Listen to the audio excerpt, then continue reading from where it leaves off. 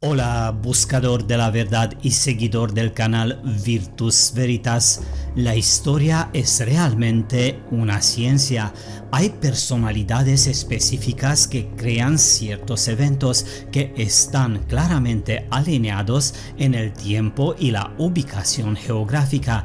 Un hecho histórico siempre tiene un nombre, un lugar, una fecha y un motivo, pero la paradoja de la historia como ciencia radica en que si uno de sus componentes se cae, la ciencia se convierte en una cadena de consideraciones lógicas y conjeturas que descienden a supuestos, ¿no? La línea delgada donde la historia casi siempre se rompe son las fechas de ciertos eventos. Probablemente te sorprenderá saber que ninguno de todos los científicos, historiadores oficiales y alternativos no saben con exactitud en qué periodo de tiempo vivimos. Se está afirmando que vivimos en la era común o la era después de Cristo. ¿Hay alguna discrepancia con referencia al año del nacimiento de Cristo? Sí, señor, y más de 50 opiniones diferentes. Entonces, ¿a partir de qué fecha debemos contar la nueva era? Según los únicos datos y referencias de que disponemos y que en la mayoría de los casos son estrechamente relacionados con los monjes católicos y la religión, la era común supuestamente comienza desde el año exacto en el que supuestamente nació Jesucristo, ¿no? No sé si lo sabías, y lo que está afirmando Heinrich Philipp Dittli en la crónica de la Universidad de Moscú en el año 1754, en la pregunta número 42, ¿qué es la era común? Él está respondiendo que la era común de hecho fue inventada por Denisios Malago, quien a principios del siglo VI, es decir, 600 años después del comienzo de la era común o la era después de Cristo, inventó esta era y razonó que los cristianos católicos, en honor a su Salvador, tienen que comenzar a contar sus años desde la venida del Mesías. ¿Lo hayas pillado?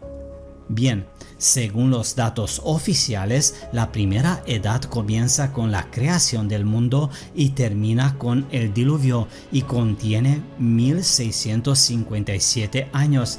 La segunda edad comienza desde el final del diluvio y termina con Abraham en 2083 desde la creación del mundo y contiene 426 años. La tercera edad comienza desde Abraham y continúa hasta la liberación de los israelitas, entre comillas, de la esclavitud egipcia en 2513 desde la creación del mundo, que de hecho nunca tuvo lugar.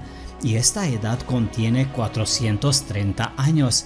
El siglo IV comienza con la salida de los israelitas de Egipto, que en realidad no tuvo lugar, y termina con Salomón, o sea, cuando el templo ya estaba completamente terminado en el año 3000 desde la creación del mundo y contiene 487 años. El siglo VI comienza con la libertad dada a los israelitas otra vez y supuestamente termina con el nacimiento de Jesucristo en el año 4000 de la creación del mundo, que nadie sabe cuándo tuvo lugar y contiene 532 años. El siglo VII comienza desde el nacimiento de Jesucristo y no terminará antes del fin del mundo. ¿Está clara y verdadera esta cronología? Pues rotundamente te voy a decir que no. Hay muchísima injusticia y oscuridad en esta cronología. Seguramente te preguntarás, ¿de dónde viene esta injusticia y esta oscuridad, no? pues proviene de muchas razones. En primer lugar, y lo más importante, es que todo está bajo el control de la religión, la Iglesia Católica, el Vaticano y los israelitas como el pueblo elegido por Dios.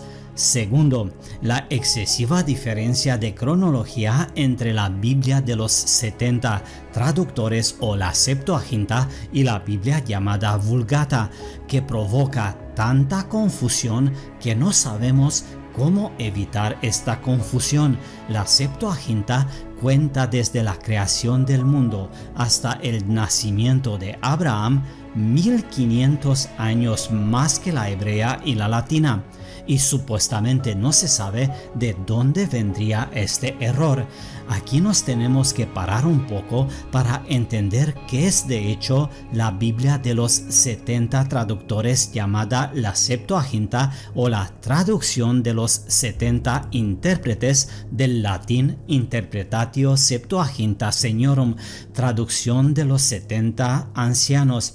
Esta es una colección de traducciones del hebreo antiguo al griego antiguo del mal llamado Antiguo Testamento, que se llevaron a cabo durante los siglos 3-1 a.C. en Alejandría egipcia, donde supuestamente había una colonia israelita muy influyente. Curiosamente, el texto griego de la Septuaginta fue categóricamente rechazado por el judaísmo talmúdico. Los israelitas tienen una cronología de eventos completamente diferente, basada en la doctrina de las dos Toras, la Torá oral y la Torá escrita, de las cuales solo la Torá oral es la única propiedad de los israelitas, mientras que la escrita, a través de la traducción griega, se cree que fue tomada por los paganos. La Vulgata, o la Biblia común, es una traducción al latín de las Sagradas Escrituras realizadas por Jerónimo de Stridón. Y ahora mucha atención, desde el siglo XVI después de Cristo, y no desde el principio de la era común o principio del siglo I después de Cristo, la Vulgata ha sido la Biblia oficial de la Iglesia Católica. ¿Lo has pillado? Es decir, después de 1600 años. ¿Te lo puedes imaginar?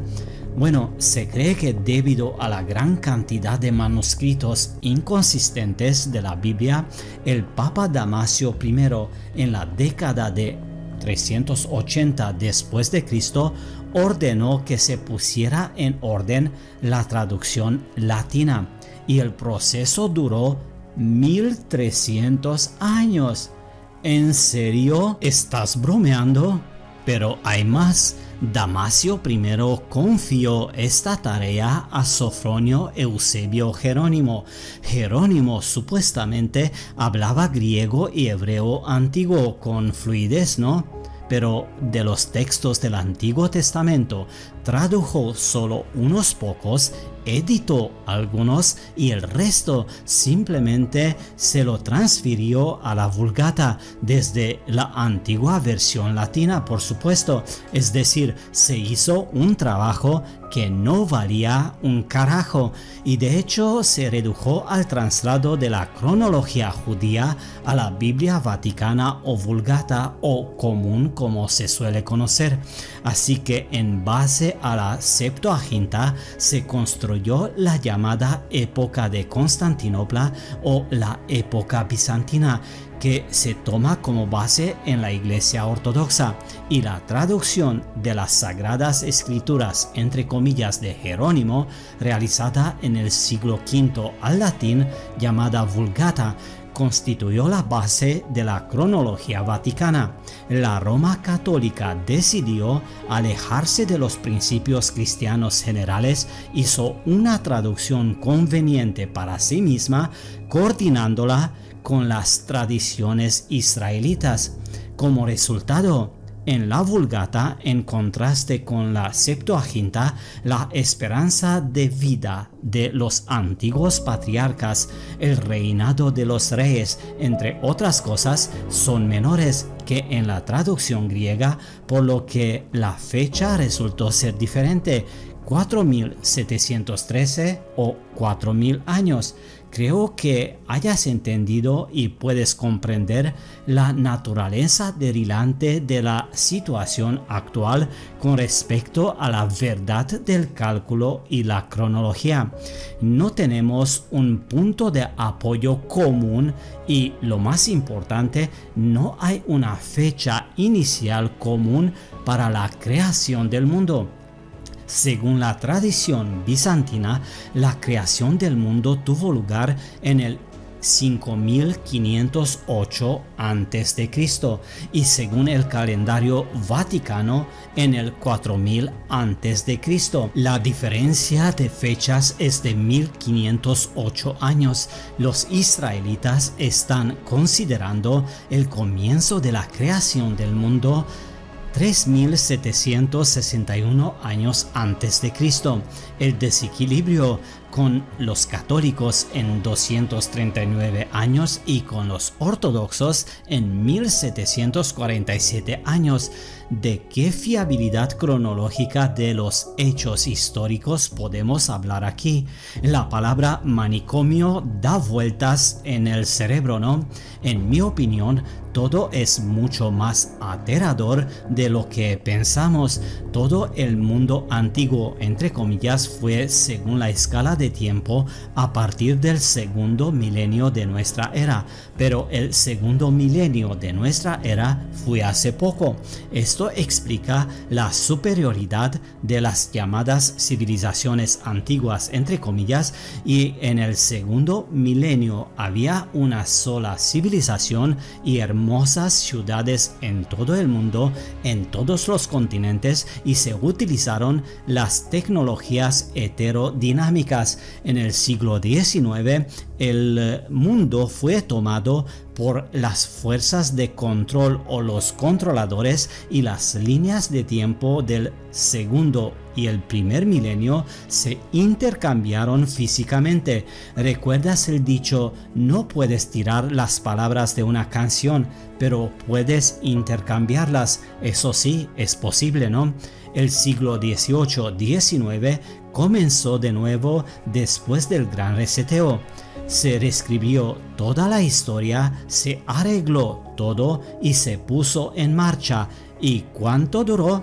Es una gran pregunta a la que buscamos grandes respuestas, ¿no? Un gran abrazo y mucha salud. Hasta pronto.